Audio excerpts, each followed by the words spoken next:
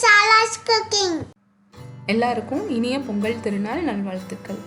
எப்பவும் போல இல்லாமல் இந்த வருஷம் பொங்கலுக்கு புதுசாக ஏதாவது ட்ரை பண்ணணும் அப்படின்னு தோணுச்சு. ஸோ அதனால் இந்த வீடியோவில் சாக்லேட் பொங்கல் எப்படி பண்ணுறதுன்ட்டு உங்களுக்கு நான் காட்ட போகிறேன். சாக்லேட் பிடிக்கிறவங்க எல்லாத்துக்குமே கண்டிப்பாக இந்த பொங்கல் ரொம்ப பிடிக்கும். எப்படி பண்ணுறதுன்ட்டு வாங்க வீடியோக்குள்ளே போய் பார்க்கலாம். முதல்ல அரிசியும் பருப்பையும் ஊற வைக்கணும். அதுக்கு 1 கப் பொங்கல் பச்சரிசி எடுத்திருக்கேன். அது கூடவே 1/4 கப்பு பாசிப்பயிறு, இது ரெண்டத்தையுமே நல்லா ஒரு 2-3 தடவை கழுவிட்டு கொஞ்சமாக தண்ணி சேர்த்து அரை மணி நேரம் ஊற வச்சிடணும்.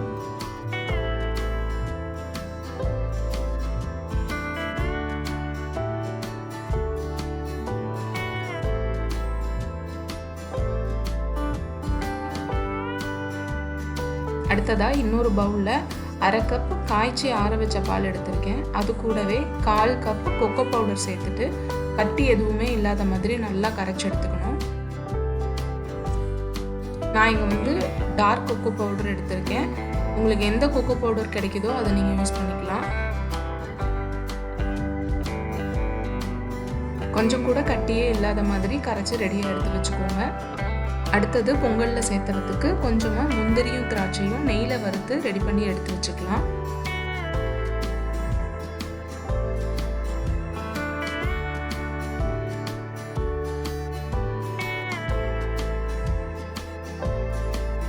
அரை மணி நேரத்துக்கு அப்புறமா ஊற வச்ச அரிசியையும் பருப்பையும் குக்கரில் சேர்த்துக்கலாம். இதுக்கு தண்ணி அளவு பார்த்தீங்கன்னா இப்போ அரிசியும் பருப்பும் சேர்ந்து 1/4 கப் இருக்குது. ஸோ இதுக்கு 3 மடங்கு தண்ணி சேர்க்கணும். அதாவது 1/4 கப் அரிசிக்கு 3/4 கப் தண்ணி சேர்த்துனா தான் பொங்கலுக்கு கரெக்டாக இருக்கும். பச்சரிசிக்கு பதிலாக இதே ரெசிபியை சிறுதானியம் வச்சும் ட்ரை பண்ணலாம், இன்னும் ஹெல்த்தியாக இருக்கும். தண்ணி சேர்த்துட்டு விசில் போட்டு 4 விசில் விட்டு எடுத்துக்கோங்க. ப்ரெஷர் தானாக அடங்கணும். இப்போ பார்த்தீங்கன்னா அரிசியும் பருப்பும் நல்லா வெந்துருச்சு. இந்த அளவுக்கு நல்ல குழைய வெந்திருந்தால் தான் பொங்கல் நல்லா டேஸ்டியாக இருக்கும். ஒரு கரண்டி வச்சு ஒரு வாட்டி நல்லா மசிச்சு விட்டுக்கலாம்.